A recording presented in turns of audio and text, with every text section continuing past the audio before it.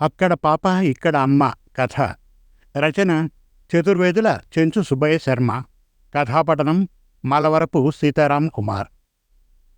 మన పవిత్ర భారతదేశం సనాతనులు, దైవజ్ఞులు, పండితోత్తములు అయిన మహా ఋషులకు నిలయం, ఆస్తికతకు ప్రత్యక్ష సాక్ష్యం. మన పూర్వీకులందరూ ఋషి సంతతి. కృత, ద్వాపర, త్రేతాయుగాల్లో దేవదానవులు వసించారు. ఎప్పుడూ దైవత్వానికి దానవత్వానికి వైరం. మన కర్మ సిద్ధాంతపు పునరపి జననం, పునరపి మరణం. పుట్టుట గిట్టుట, గిట్టుట పుట్టుట. పై వేదవాక్కు అర్థం. జన్మ రాహిత్యం, మోక్షం. అది సిద్ధించాలంటే ఎన్నో జన్మలు ఎత్తాలి, గిట్టాలి, పుట్టాలి. మంచిని, అదే పుణ్యాన్ని మన ఆచరణలతో, దైవభక్తితో సాధించుకోవాలి. మనం చూసే గొప్పవారు గతించిన కీర్తిశేషులు కాలచక్ర భ్రమణంలో మరణ జనన మూలంగా ఆయా స్థితులను పొందినవారే. కొందరు వారి గత జన్మ జ్ఞాపకాలు ఈ జన్మలో కలిగిన వారు ఉన్నారు. ఆ మాటలు వినేటందుకు చోద్యంగా ఉంటాయి, కానీ అది నిజం. మరుజన్మకు అది సాక్షి. ఇక కథలోకి వెళ్దాం. అది రాజస్థాన్ భూభాగం. త్రిపురాంతక్ అనే చిన్న గ్రామం. అక్కడికి కింజర్ అనే మరో గ్రామం 30 కిలోమీటర్ల దూరంలో ఉంది. పేద కుటుంబీకులు రామ్లాల్, లక్ష్మి భార్యాభర్తలు. కొద్దిపాటి భూమిలో వ్యవసాయం. ఆ ఫలింపు వారి జీవనాధారం. రామ్లాల్, లక్ష్మి దంపతులది మంచి అన్యోన్యమైన సంసారం. వారి వివాహం జరిగి 3 సంవత్సరాలు. సంతతి లేదు. ఆ ఊరి పెద్ద ఆనందబాబు సంపన్నుడు, ఆంజనేయ స్వాముల వారి భక్తుడు. ఆయనకు ఆ ఊరిలో ఒక ముస్లిం సోదరుడు, పేరు ఫకీరా. ఆయన కన్నా వయసులో పెద్దవాడు. ఇరువురు మంచి స్నేహితులు. ఆంజనేయ స్వామి విగ్రహ ప్రతిష్ఠ చేయాలనే సంకల్పం రామ్లాల్కు కలిగింది. ఊర్లోని వారికందరికీ తన అభిప్రాయాన్ని చెప్పి సాయం కోరాడు. వారికి తోచిన ధన సాయం చేశారు గ్రామస్తులు. ముస్లిం వర్గీయులు 10 మంది ఇళ్లవాళ్లు ఉన్నారు. వారికి పెద్ద ఫకీరా. గొప్ప భక్తిపరుడు. ఈశ్వర్ అల్లా తెరేనాం అని పాడేవాడు. గుడ్డల వ్యాపారి. రామ్ తన నిర్ణయాన్ని మిత్రునికి తెలియజేశాడు, కానీ సాయం కోరలేదు. చందాగా వచ్చిన ధనం శ్రీ ఆంజనేయ స్వామివారి విగ్రహ నిర్మాణానికి సరిపోయేలా లేదు. తనకున్న భూమిలో కొంత భాగాన్ని అమ్మి స్వామివారి విగ్రహాన్ని నిర్మింపజేయాలనుకున్నాడు రామ్లాల్. ఆ విషయాన్ని విన్న ఫకీరా రామ్లాల్ను కలిశాడు. అరే భాయ్, ఆంజనేయ స్వామి విగ్రహాన్ని నిర్మించాలనుకున్నావటగా? ఊరంతా చందా దండేవట, మరి నన్ను అడగలేదేం? చిరునవ్వుతో అడిగాడు ఫకీరా. అన్నా, తప్పుగా అనుకోకు. నేను నాకు నమ్మకం లేని పనిని చెయ్యను. మీకు విగ్రహారాధనపై నమ్మకం లేదుగా, అందుకే అడగలేదు. వినయంగా జవాబు చెప్పాడు రామ్లాల్. ఫకీరా నవ్వాడు. ఎందుకన్నా నవ్వుతున్నావు? సాయం వేరు, నమ్మకం వేరు కదా. అవును. నేనిస్తే తీసుకోవా? మీరుగా ఇస్తే తీసుకుంటాను. అయితే నన్ను అడగవన్నమాట. ఊహు, తల ఆడిస్తూ చెప్పాడు రామ్లాల్. 2 క్షణాల తర్వాత, తప్పుగా అనుకోకండి, అనునయంగా చెప్పాడు. రాము, నీ సంకల్పం చాలా మంచిది.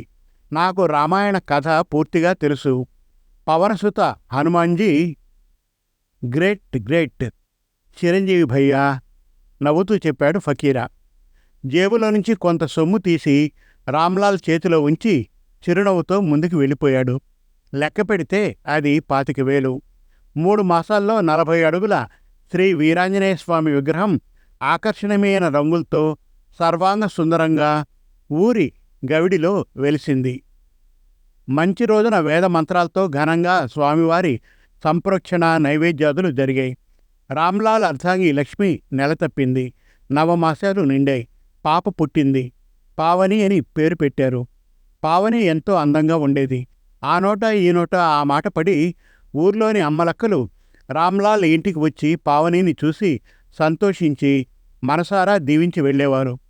ప్రతి సాయంత్రం లక్ష్మి పాపకు దిష్టి తీసేది.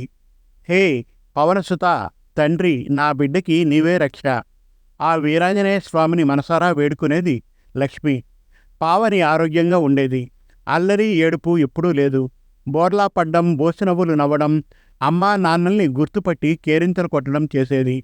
ఆ దంపతుల ఆనందానికి అవధుల్లేవు. అంతా శ్రీ ఆంజనేయ స్వామివారి అనుగ్రహం అని ఆ స్వామిని మనసారా కొలిచేవారు. పావనికి 3 సంవత్సరాలు నిండాయి. ఎప్పుడూ ఆమె ఆంజనేయ స్వామివారి విగ్రహపు అరుగు మీదనే ఉండేది. ఆ చిరంజీవితో ఈ పాప మాట్లాడేది. ఆయన తనకు జవాబు చెప్పిన అనుభూతిని పొందేది. కొందరికి పావని ఆ చర్య ఆశ్చర్యాన్ని కలిగించేది. ప్రథమంలో లక్ష్మీ, రామ్లాల్ కూడా ఏందిరా ఇది అని అయోమయ స్థితిలో ఉండేవారు. రోజులు గడిచే కొద్దీ పాప చిన్న వయసులోనే మంచి భక్తురాలు అనుకొని సంతోషించేవారు. కింజర్ గ్రామం లక్ష్మీ అమ్మగారి ఊరు.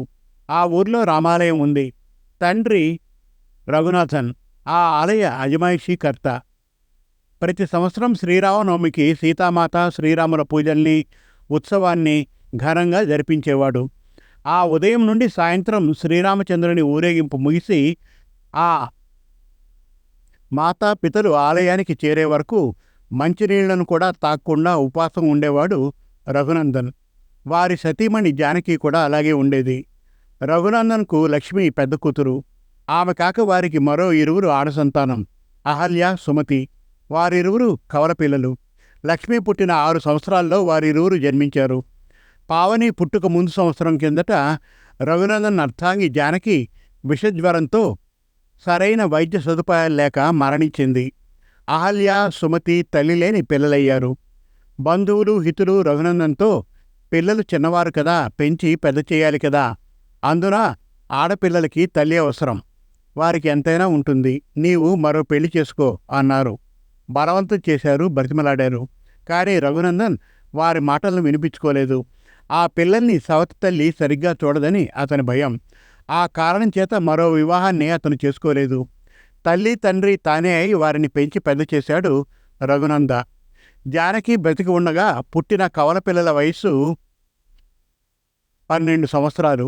లక్ష్మీ వయస్సు 18 సంవత్సరాల ప్రాయంలో ఆ దంపతులు తమ మేనల్లుడు రామ్లాల్తో లక్ష్మీ వివాహాన్ని జరిపించారు. అది ఆ ఇంట్లో జరిగిన గొప్ప శుభకార్యం.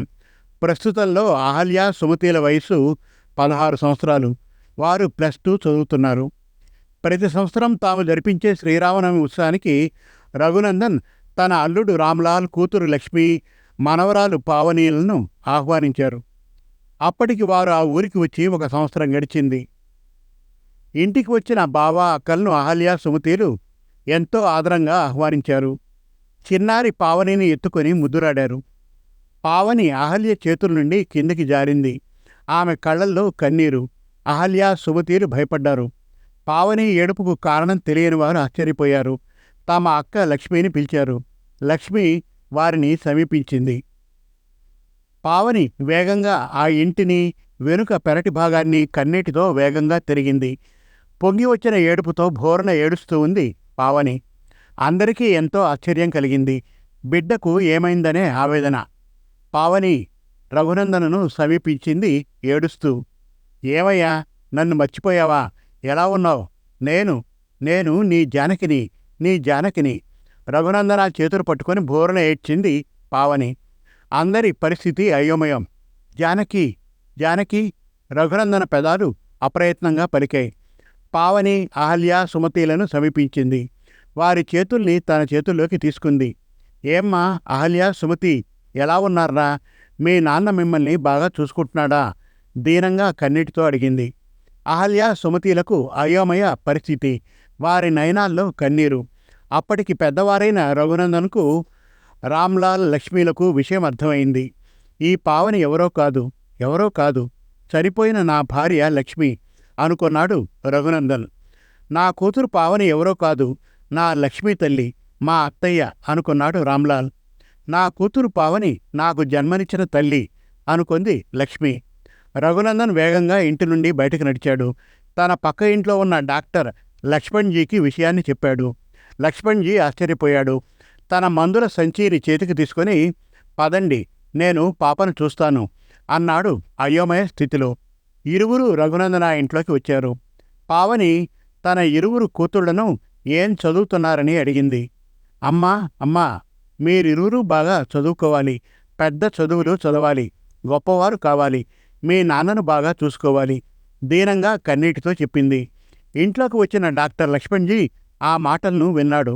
ఆశ్చర్యపోయాడు. అతన్ని చూసిన పావని, ప్యారా భయ్యా లక్ష్మణ్జీ, ఆప్ కైసే హో, పత్ని బచ్చే సభీ కుశల్ మంగళ్ హోనా చిరునవ్వుతూ అడిగింది పావని. లక్ష్మణ్జీకి విషయం అర్థమైంది. పూర్వజన్మ జ్ఞాపకాలు. అతని పెదవులు అప్రయత్నంగా పలికాయి. డాక్టర్ సాబ్, నా బిడ్డ. ఆ తర్వాత మాట్లాడలేకపోయాడు రామ్లాల్ ఆవేదనతో. లక్ష్మణ్ మామా, మేరా బేటీ, మేరా బేటీ. బొంగురుపోయిన కంఠంతో, కన్నీటితో ఆ తర్వాత ఏమీ చెప్పలేకపోయింది లక్ష్మి. ఆలియా, సుమతీలు కన్నీటితో ఆశ్చర్యంగా చూస్తున్నారు. లక్ష్మణ్జీ కొన్ని క్షణాలు ఆలోచించాడు. పావనిని సమీపించాడు. దీదీజీ, ఆప్ తోడే సమయ్ ఆరాం కీజియే. ఎత్తుకొని మంచాన్ని సమీపించాడు. పడుకోబెట్టాడు. లక్ష్మికి సైగ చేసి పాప చేతులను పట్టుకోమని సూచించారు డాక్టర్ లక్ష్మణ్జీ. లక్ష్మి పాప తలవైపున విచారంగా కూర్చుంది. మెల్లగా ఆమె చేతుల్ని తన చేతుల్లోకి తీసుకుంది. డాక్టర్ లక్ష్మణ్జీ పావనికి ఇంజెక్షన్ చేశాడు. అమ్మా అరిచింది పావని. అందరూ బెదిరిపోయి పావని ముఖంలోకి చూశారు. లక్ష్మి పావనిని తన హృదయానికి గట్టిగా హత్తుకుంది. పావని కళ్ళు మూసుకుంది. మీరెవరూ భయపడకండి, బాధపడకండి, ఏమీ కాదు. మత్తు ఇంజెక్షన్ ఇచ్చాను. కొంతసేపు ప్రశాంతంగా నిద్రపోతుంది. 2 గంటల తర్వాత నేను మళ్ళా వచ్చి చూస్తాను. లక్ష్మణ్జీ వెళ్ళిపోయాడు. అందరూ పావని ముఖంలోకి కన్నీటితో దీనంగా చూస్తున్నారు. పావని ప్రశాంతంగా నిద్రపోయింది. జరిగిన సంఘటన వల్ల వారందరికీ అర్థమైంది మరుజన్మ ఉన్నదని. ఆ చిన్నారి పావని రామ్లాల్ ఇంట పాప, అక్కడ రఘునందన్ ఇంట అమ్మ అని అందరికీ అర్థమైంది. సమాప్తం. మరిన్ని చక్కటి కథల కోసం, కవితల కోసం, వెబ్ సిరీస్ కోసం మనతెలుగుకథలు.com విజిట్ చేయండి. Thank you.